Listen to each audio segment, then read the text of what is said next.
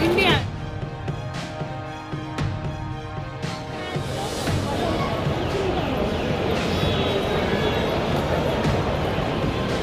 Please ma'am, no comments, please please.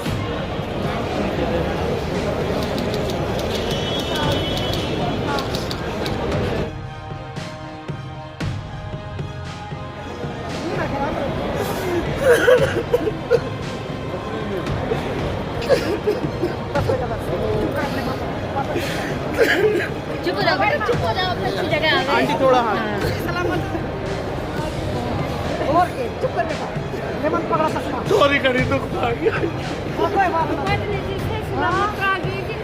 देखिए अपने बालक से सलामत आगे भाई बोल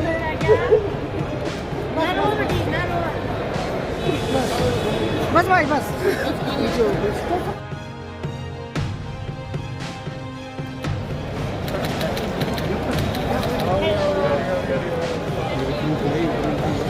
हाँ हाँ फूल लग रहे हैं ना हाथ में।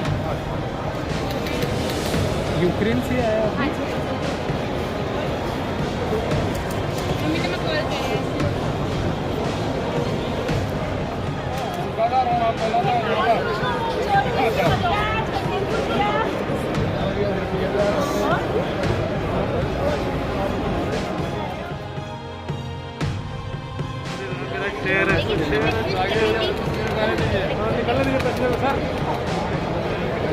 नहीं जाऊंगा।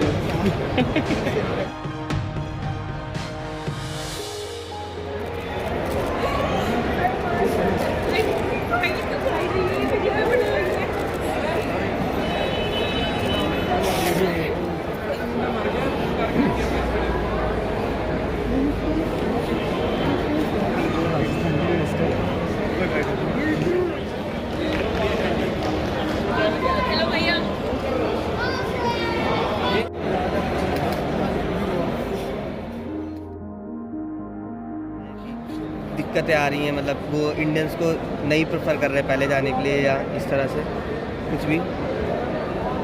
नहीं ऐसा तो नहीं है, बट हाँ इंडिया मतलब वो यूक्रेनियन को ज़्यादा प्रेफरेंस दे रहे बॉर्डर क्रॉस कराने में। कोई भी अपनी कंट्री को प्रेफर करेगा, क्यों करेगा दूसरे को, बट कहीं ना कहीं निकल जाते हैं। ऐसा नहीं है, थोड़ा सा अपना भी थोड़ा वो कहते हैं ना पेशेंस रखना पड़ता है, थोड़ा पेशेंस भी होता है। ज़्यादा ही मतलब हवा मार रहे हैं लोग, र्यूमर्स फैल रहे हैं, ऐसा कुछ नहीं है, निकलने देते हैं। बट हंगरी बॉर्डर से निकलने देते हैं, औरों का मुझे पता नहीं क्योंकि मैंने वहाँ गया नहीं, राइट। तो जो वीडियोज़ हैं वो आ रही हैं, मुझे उसका कोई मतलब नहीं है उससे। बेसिकली हम पैनिक की स्थिति में इवैक्यूएट करने की स्थिति में नहीं होते हैं, इसलिए सेफली इवैक्यूएशंस के लिए हमने पहले ही प्लान किया कि पैनिक क्रिएट हो, इसके पहले ही हम इवैक्यूएट कर लें। और पैनिक की स्थिति में इवन एम्बेसी भी बहुत सारा हेल्प नहीं कर पाती है, चाह करके भी हेल्प नहीं कर पाती है। जैसे यूक्रेन में जो हमारे स्टूडेंट्स हैं उनके साथ कुछ मिस इवेंट्स भी हुई हैं और इवन टाइमली वो इवैक्यूएट नहीं हो पाएंगे। तो इस स्थिति से बचने के लिए हमने पहले ही सेफली इवैक्यूएट किया। कहाँ पर थी आपकी बेटी जहाँ वो पढ़ाई करती थी? चेवॉक्सरी, चुआसी स्टेट मेडिकल यूनिवर्सिटी। बहुत ज़्यादा पैनिक सीगा, ਅੱਜ ਤੋਂ 2 ਦਿਨ ਪਹਿਲਾਂ ਬਹੁਤ ਪੈਨਿਕ ਸੀਗਾ। ਬਹੁਤ ਰਿਸਕ ਲੈ ਕੇ ਬੱਚੇ ਅਸੀਂ ਆਪਣੇ ਰਿਸਕ ਤੇ ਲੈ ਕੇ ਬੱਚੇ ਕੱਢੇ ਆ ਉੱਥੋਂ ਖਾਰਕੇ ਚੋਂ। ਬਹੁਤ ਜ਼ਿਆਦਾ ਖਤਰਾ ਸੀ ਉੱਥੇ। ਅੰਬੈਸੀ ਆਪਣੀ ਨੇ ਪਹਿਲਾਂ ਨਹੀਂ ਕੋਈ ਜਾਣਕਾਰੀ ਨਹੀਂ ਦਿੱਤੀ, ਹੁਣ ਕਹਿ ਰਹੇ ਆ ਇੰਡੀਆ ਦੇ ਸੰਬੰਧ ਰਸ਼ੀਆ ਨਾਲ ਇੰਨੇ ਚੰਗੇ ਨੇ, ਪਰ ਸਾਨੂੰ ਕੋਈ ਫਾਇਦਾ ਨਹੀਂ ਹੋਇਆ ਇੰਡੀਆ ਦੇ ਲੋਕਾਂ ਨੂੰ, ਕਿਉਂਕਿ ਸਾਨੂੰ ਪਹਿਲਾਂ ਜਾਗਰੂਕ ਨਹੀਂ ਕੀਤਾ ਗਿਆ। ਸਾਡੇ ਬੱਚੇ ਪਹਿਲੇ ਹੀ ਸੇਫ ਆ ਸਕਦੇ ਸੀ, ਹੁਣ ਅੱਗ ਦੇ ਮੂੰਹ 'ਚੋਂ ਆਏ ਨੇ। भारत में कहाँ से आप हैं? पंजाब से। आप क्या कहना चाहेंगी, क्या सिचुएशन है वहाँ की? आप कितने समय से वहाँ थी? बहुत बुरी है, मैंने 5 दिन वॉर में बिताए हैं। अच्छा, थैंक यू। वहाँ पे क्या स्थिति है अभी? गंभीर स्थिति है, कुछ कह नहीं सकते बिकॉज सारे स्टूडेंट फंसे हुए हैं, जो खार्किव के स्टूडेंट्स हैं और जो खेरसन साइड से हैं। बाकी जो गवर्नमेंट निकाल रही है वो जो सेफ साइड है बॉर्डर्स की, वहाँ से अपने आप जा रहे हैं बच्चे और वहाँ से फ़्लाइट किया जा रहा है, शेल्टर्स प्रोवाइड किया जा रहा है। बाकी के जो बच्चे फंसे हुए हैं वेस्टर्न साइड्स में, वहाँ पे कोई सेफ नहीं है, वहाँ पे बहुत सारे बच्चे इवन अभी तक फंसे हुए हैं। अब अपने डॉगी को भी लेकर आए अपने साथ, हाँ, तो क्या नाम है इसका? शुंडू। शुंडू। हाँ जी, बुलाएंगे इसको प्लीज सर। शुंडू आजा। तो इसको लाने में कोई प्रॉब्लम तो नहीं हुई? नहीं सर, क्योंकि- हमारी खुद की कार से लेके आए थे हम लोग बॉर्डर तक तो, ओके। और हमने कार वहीं पे छोड़ दी बॉर्डर पे। तो फ्लाइट पे टिकट वगैरह नहीं अभी कुछ भी नहीं, बाकी गवर्नमेंट के थ्रू आया है ये। गवर्नमेंट के थ्रू आया हाँ, है? पहले मना कर दिया गया था, देन आई सेड टू वहाँ पे जो भी वॉलंटियर आप लिख के दो कि हमें नहीं ले जाने दोगे, तो then he said I am not going to ride, then he allowed.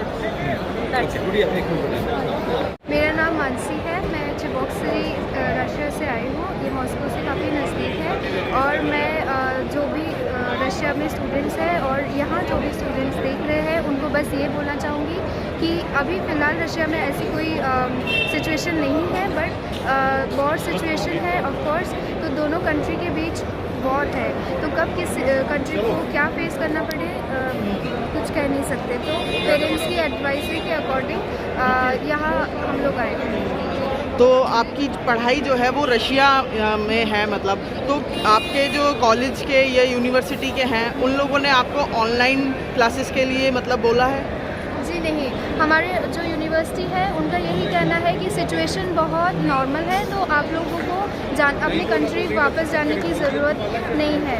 तो इसलिए हम उनसे इस मीडियम के थ्रू रिक्वेस्ट करना चाहेंगे कि सिचुएशन कब क्या हो पता नहीं है, इसलिए प्लीज़ ऑफलाइन से शिफ्ट होकर ऑनलाइन मोड पर करें, बिकॉज़ यूक्रेन के जो स्टूडेंट्स हैं वो अभी तक उनको लास्ट डे तक ऑफलाइन की वजह से वो लोग वहाँ रुके हुए थे, अदरवाइज़ वो लोग भी पहले आ जाते। तो रशिया से आप इंडिया आए हैं, ये आप अपने मतलब अपनी मर्जी से आए हैं? बिल्कुल, पेरेंट्स की एडवाइजरी और आउट ऑफ कंसर्न हम लोग यहाँ आए हैं। मेरा नाम प्रभजोत सिंह है and I am from Odesa. Odesa is a city in the southern part of Ukraine. And education की बात की जाए तो अभी we are still continuing the online protocol and the country is still there, the administration is still there, there are no problems, and we have been offered education from other countries, like depending on our credits and scores, so we do have an option, but for now I would like to continue it in Ukraine. क्या हालात हैं मतलब वहाँ पे जो crisis चल रहा है? Situation is fine in different parts of Ukraine. For example, in the west part of Ukraine and the southern part of Ukraine, it is still good, but east part of Ukraine is kind of shaky, and the government needs to prioritize the evacuation part in the eastern part. क्या root लिया आपने, मतलब कैसे कैसे आप रास्ते में आए हैं? This is my friend Sahil, and actually we traveled through bus from Odessa to another part of the city, and from there we took a train to Hungary, and from there the government of India, thanks to them. और situation ये थी कि 7 दिन पहले से start हुआ था war, तो हमें सायरन सुनाई देने लग गए अचानक से, सायरन, तो हम भागे बंकर्स में। दिन ऊपर थे, रात में हमने पूरा 7 दिन डस्ट, धूल, मिट्टी, क्योंकि वो सोवियत यूनियन के बने हुए बंकर्स थे, बहुत मुश्किल से काटे हैं। गद्दों पे मिट्टी थी, मिट्टी में लिपटे हुए थे हम पूरा टाइम। नहाया इतनी मुश्किल से, 7 दिन में एक बार नहाने को मिला है। 3 दिन से हम सोए नहीं है, 3 दिन की जर्नी करके, मतलब जो जर्नी हमारी 6-7 घंटे में पूरी हो जाती है कीव से लेकर यहाँ तक, वो हमने 3 दिन में पूरी की है, 72 आवर्स। Very terrible journey. और अभी भी बहुत लोग फंसे हुए हैं। खार्किव के बच्चों की हालत बहुत बुरी है। वहाँ पे एक लड़का बॉम्बिंग में शहीद हो गया है, बच्चे कोमा से मर रहे हैं, स्ट्रोक से मर रहे हैं, तो जितना जल्दी उनको रेस्क्यू किया जा सकता है उतना अच्छा। आप मेन कहाँ पर मतलब कहाँ थे? मैं कीव सेंट्रल एरिया में रहती थी, कैपिटल ऑफ यूक्रेन में रहती थी, तो मेरे लिए इतना डिफ़िकल्ट नहीं था। मगर खार्किव बॉर्डर पे आता है रशिया के, तो वो एरिया खार्किव, ओडेसा, टर्नोपिल, ये सारे एरियाज, सुमी, यहाँ पे बच्चे फंसे हुए हैं। इनका पूरा सोर्स, हम लोग तो फिर भी मतलब थोड़ा सा ट्रांसपोर्ट है, थोड़ा सा चलना पड़ता है, लेकिन खार्किव के लोगों को अब रेलवे स्टेशन तक पहुंचने के लिए कम से कम 14 किलोमीटर पैदल चलना पड़ेगा, क्योंकि कोई और जगह नहीं है उनके पास अब।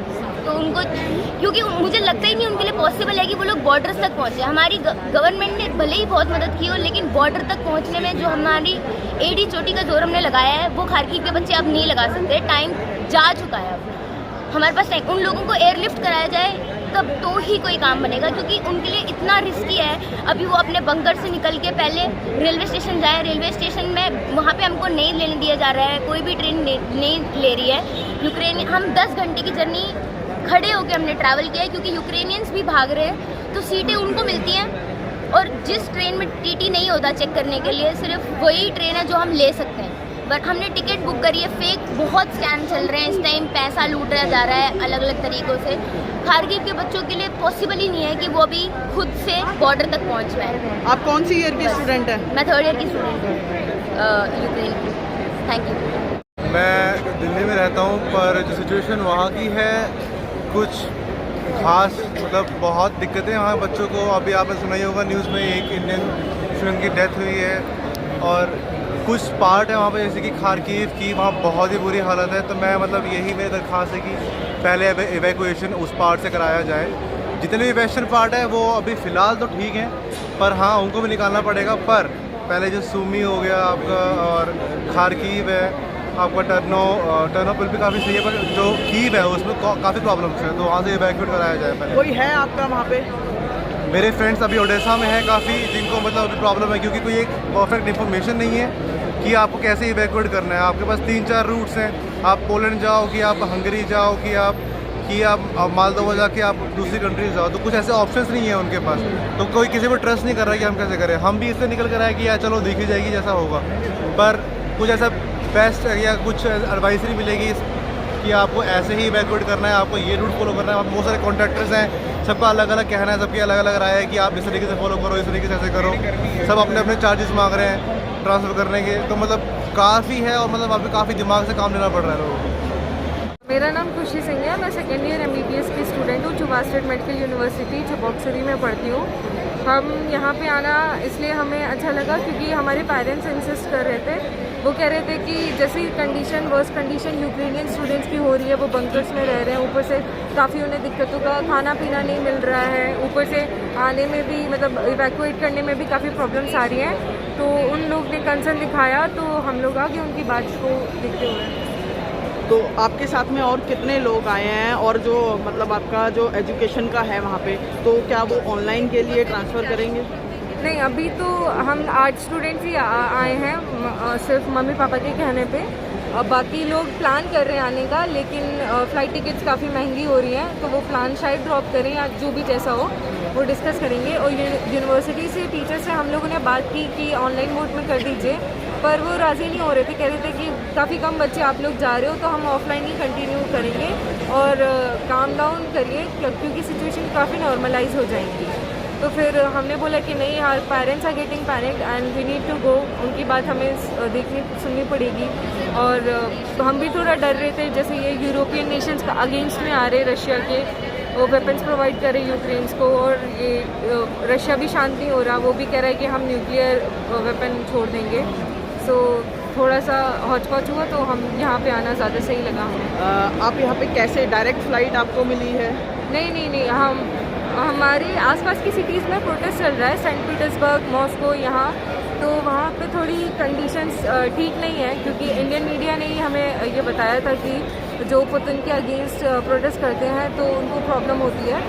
तो हम डायरेक्ट, हमारी फ़्लाइट वैसे मॉस्को टू दिल्ली होती है, एरोफ्लोट, हम उससे आते हैं, पर इस बार मॉस्को से नहीं आए हैं, हम कज़ान से आए हैं, Kazan international airport via Dubai होते हुए हम इंडिया पे आए हैं। जो यूक्रेन के हालात हैं, जो वहाँ के बच्चों को मतलब इतनी प्रॉब्लम्स हो रही है, तो क्या लगता है ये जो आपस के देशों की लड़ाई है उसके लिए बच्चों पे कितना इफ़ेक्ट पड़ेगा, उनके करियर पे, पढ़ाई पर? मेनली तो मैम उनके स्टडीज़ पे ही इफ़ेक्ट आएगा, क्योंकि इतनी जल्दी यूनिवर्सिटी राज़ी नहीं होती ऑनलाइन के लिए, क्योंकि मेरे काफ़ी स्टूडेंट्स यूक्रेन में भी, स्टूडेंट्स नहीं, आई मीन फ्रेंड्स पढ़ रहे हैं यूक्रेन में, तो उनसे मैंने बात जाननी चाहिए। तो जब वॉर अराउंड 24 को स्टार्ट हुआ था, उनकी 23 तक ऑफलाइन क्लासेस हुई हैं। तो देखिए, यूनिवर्सिटी भी इतनी जल्दी बताती नहीं है, लेकिन हमारी यूनिवर्सिटी अच्छी है। वो कह रही थी कि अगर कुछ भी हुआ तो विल इन्फॉर्म यू, पर फिर भी यहाँ पे सही लगा अपने देश में आके, तो यहाँ पे ज़्यादा सेफ फील करेंगे, तो हम आ गए। सर हालात बहुत बुरे हैं फ़िलहाल। मेरे निकलने के बाद तो और भी बुरे हो गए थे। उन्होंने यूनिवर्सिटीज़ का हाल बुरा कर दिया है, गवर्नमेंट बिल्डिंग्स को उड़ा दिया है, लाइक आप देख ही रहे हो फ़ोटोज़ में और वीडियोज़ में। एंड लाइक वो कहते हैं ना कि कोई बंदा 60% पे पास होने का मार्क्स है ना, तो हम 60% पे निकले हैं। अगर 100 में 60 वाला पास होता है तो हम 60% पे ही वहाँ से निकले हैं। हमारे जैसे निकले, हमारे निकलते ही उन्होंने बहुत बुरा हाल कर दिया। फिर भी मेरे मोस्टली दोस्त लाइक कह सकते हैं खारकिव से 80% बच्चे निकल गए हैं और शायद 20% अभी भी ग्रुप्स के द्वारा हमें पता लग रहा है। लाइक आप कौन सी जगह वहाँ रहते थे? मैं खारकिव में रहता था, एक मेट्रो स्टेशन है वहाँ पे ओलेक्स का, उसके पास रहता था मैं। तो जब आप वहाँ से निकले क्या हालात थे वहाँ के? काफ़ी ख़राब थे, लाइक काफ़ी ख़राब थे। वहाँ पे बम्बार्डिंग, हैवी शेलिंग हो रही थी। तो यहाँ पर आप जैसे आए हैं इंडिया, तो कैसे कैसे मतलब आपने अपना रूट पकड़ा? रूट सर हमारा वहाँ से था, लाइक खारकिव से सबसे पहले हमने घर से टैक्सी पकड़ी। टैक्सी की ऐप कोई मिल नहीं रही थी, ऐसे गली में गए एंड एक टैक्सी वाले को 10 गुना जो नॉर्मल पेमेंट होती है उसे 10 गुना पेमेंट दी, क्योंकि वो भी अपनी जान जोखिम में डाल रहा था ना। तो उसने हमें 10 से 15 मिनट में कैसे भी करके लाइक आर्मी से बचा के एंड अलग रास्तों से लेके उन्होंने मेरे को स्टेशन पे पहुंचाया, रेलवे स्टेशन पे। एंड देन वहाँ से हमने ट्रेन पकड़ी। ट्रेन और फ्री थी, लगातार चल रही थी, गवर्नमेंट के द्वारा लगातार चली जाए, यूक्रेनियन गवर्नमेंट के द्वारा वो इवैक्यूएशन ट्रेन थी। हालांकि उनमें ऐसे अपनी इंडिया की तरह घुचड़ मुचड़ नहीं थी, लाइक धक्के मार के नहीं चढ़ रहे थे। तभी हम ये सब लेके आ सके हैं जो बैग्स हैं। तो एक्सपीरियंस उसके बाद कुछ ऐसा डर लगा नहीं। तो फिर हम लिविव आ गए थे। लिविव लाइक पूरा ही कंट्री हम क्रॉस कर चुके थे ट्रेन के थ्रू। लिविव इज़ लाइक सेफ है राइट नाउ।